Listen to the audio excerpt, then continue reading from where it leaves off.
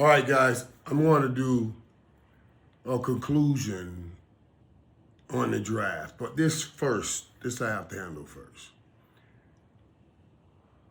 The Sheduer Sanders finally getting drafted by the Cleveland Browns in the 5th round. After they drafted a quarterback prior to, I don't want to mention his name either. I want to be careful.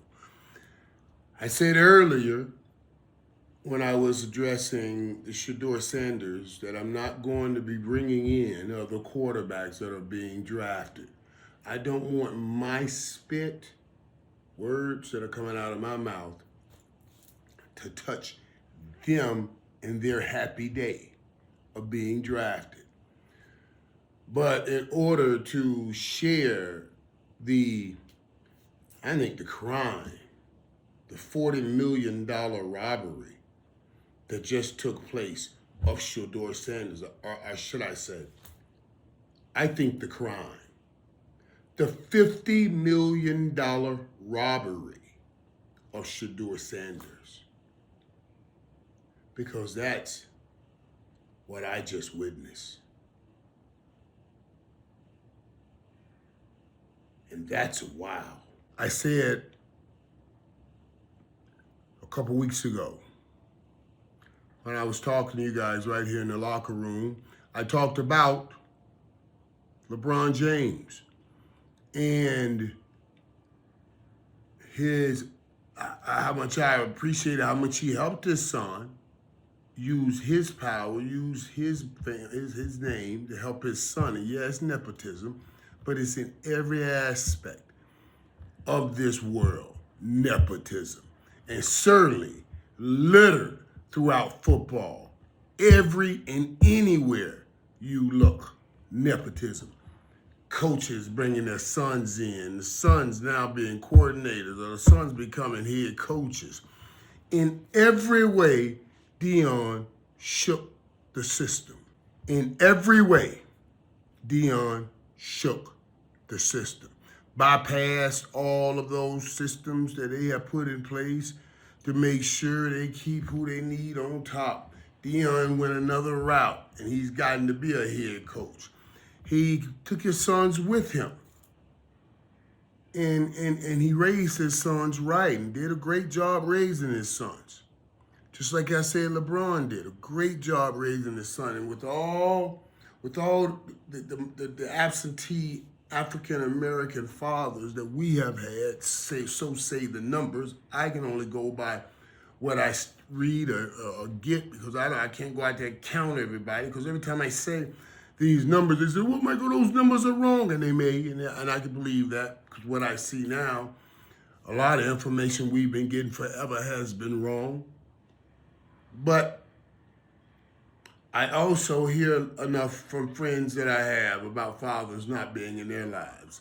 So we are all real sensitive, and we have heightened awareness when we see a father and son carefully put together and doing great things together, especially in our community. I was happy for LeBron. But I told y'all with the LeBron and Stephen A thing that LeBron had done a wonderful job. Now it was time to let his son go prove to the world how wonderful of a job he's done. And there's certain things you can't protect your son against. And now he's in the NBA, people are going to talk about it. The Sheduer Sanders situation is similar.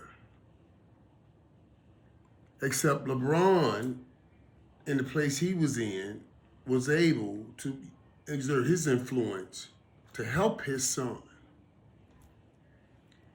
And Dion, the place he was in, he had done all he could do to help his son.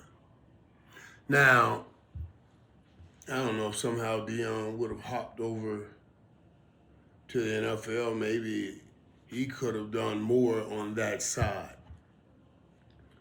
But I don't think Dion needed to do anything more to get Sheduer Sanders drafted. Everywhere we've seen, everything we've seen, everybody that has seen him play said he is the one or two in this draft. One or two in this draft class. And the truth of the matter is, for Sheduer not to go 1 or 2, 3 or 4, but in the 5th round, and after all the quarterbacks, after 5 quarterbacks, that's mind-blowing. And I said it last time, and I got to say it again. That math ain't mathing. And you can tell me what you want to tell me, you can say what you want to say, you can talk like you want to talk. But that math won't ever math. Now here comes the real thrill of this whole story. Just like Bronny, Sheduer now is in a place where Dion can't go. And Dion can't protect. I loved Cleveland picking this kid early on, but I can't be mad at Cleveland if they played the cards and picked him up in the 5th round and saved $50 million. Maybe in their minds, they figured they tricked off that money to Deshaun, so they got to trick it back off of Sheduer. You can't be mad at them because he was still there in the 5th round. But I surely would like to know how they knew he would still be there in the 5th round. I surely would like to know, with the value placed on quarterbacks, I don't care if you had a star quarterback, if you have a Patrick Mahomes or anybody, you don't leave this kind of talent in the draft. You would take a quarterback and say, let me just hold him, somebody get a quarterback hurt. I could take him in the 3rd, 4th round. I could have taken him in the 3rd, 4th round, and I guarantee you, right now, if everybody's working together because we want to teach them a lesson, that's one thing. But somebody goes down in week 1 or in the preseason, and the head coach's job is on the line, he didn't make a damn phone call. Can I get that quarterback, please? I'll give you something for him. You know, so the value of quarterbacks, even if you had a quarterback, and once I get that 3rd, 4th round, I'm going to take a guy anyway. And nobody did. Nobody did. So it's a lot on this plate and a lot that we have to try to break down that happened. And this thing I told you ain't going anywhere for a while. Cleveland, let me tell you, I'm just going to say this, because Cleveland had just drafted the quarterback ahead of him, okay? And then when they came back around, Cleveland was sitting in the room, and man, when they sent up the card, they showed the face people of Cleveland, and nobody was like, we got him, we did it. You know, I know it's in the 5th round and you don't get that kind of excitement, but they were like, you know, okay. I myself, who's not a conspiracy theorist, not crazy about beliefs in conspiracies and all of that, started saying, whoa, does it look like somebody told them they have to get in there and draft Sheduer? I was wondering, why would you want to, if you're Cleveland, to bring that in? Do you know the kind of mess you have now? You got a Deshaun Watson situation, Flacco, all of this in your locker room. All of this in your quarterback room. 2 rookies. And all the time, everybody's going to be asking you, what's going on with Sheduer Sanders? What's going on with Sheduer Sanders? What's going on with Sheduer Sanders? Why would Cleveland do that? I'm not gonna lie, I felt like, because when I'm watching the draft and I see the way they acted, I've done many drafts. I saw how everybody starts positioning and getting in place, like, oh God, this might be the pick. No. They were telling people this was the pick. So they told all the cameras, everybody, that's what it looked like. This is the pick. Here it is. Sheduer Sanders about to go off the board. Oh, really? I've been on that stage for years and years and years, emceeing the draft. Emceeing it. The one telling you, oh, next pick is in. The pick is in. Talking to the people. I started it. I've never seen them position the cameras, that position, give forewarning about who's about to be drafted so everybody can position themselves.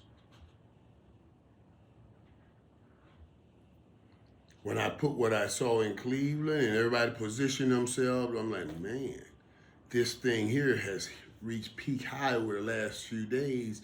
I wonder if Cleveland got a call from somebody in the NFL saying, we got to draft this kid, or something has to happen, or we got to lift whatever dark spot we put on him, or something has to happen. Because Cleveland drafted him, and they're right, something now has to happen. If you give him a chance to get on the field and he has all of this in him, what he just went through, now you got to get, if he gets just an opportunity, you see going this late means you get so many few reps and you got a quarterback drafted in front of you. That means you're going to get less reps than him. But also means if Sheduer happens to make a team and even though start this first year, that means you'll get a good year of prepping the #1 defense. You know, you're a scout team quarterback. You'll play your first year, you'll go prep the #1 defense. You won't even be running your own plays, you know, when you'll be running the other team plays, but you'll be going up against the #1 defense. And I've always thought that was a valuable time. And I'm just looking at long term for Sheduer, but the reality is I'm sure his thoughts, and I'm sure his thoughts are, should be this, and they should be this. His thoughts are, I'm going in here and be legendary. And let me say that too, since I mentioned that. I can't believe the number of people that are happy with watching this kid fall because he threw the watch thing up. It's no different than Dame time. It's nothing. It's nothing. But you want to make that mean he's a bad dude or a bad person. We got all kinds of stuff, man. Y'all got to stop crazy stuff. Stop crazy stuff. I would receive it more if somebody put their name on it, but people say they interviewed poorly. I will receive it. If you thought he interviewed poorly, just say he interviewed poorly, but put your name on it. Don't say that. That's all. That's all I'm saying. All I know is all my life, the years that we have processed quarterbacks, watched quarterbacks, rated quarterbacks, I've never seen a quarterback rated like this, done like this. So my mind has to say, what else is this? And the people that are involved and the people that are making the calls and the people that are working inside, you know what it is. And I have to say this, man, I just don't know how people put toothbrush to tooth in the morning and start their day. Or even put head to pillow at night and get some rest. Well, you know, you just robbed this young man of $50 million. And it wasn't on his playing ability.